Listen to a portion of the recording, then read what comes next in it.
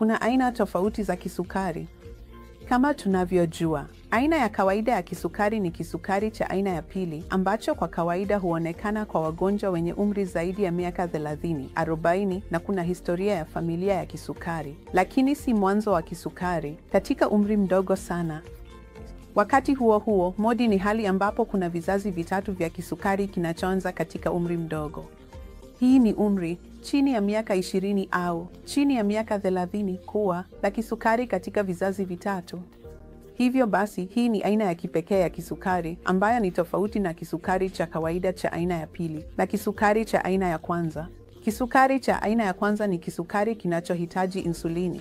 Umri wa kawaida ni katika utoto, ambapo mtoto anahitaji insulini kwa maisha yake yote.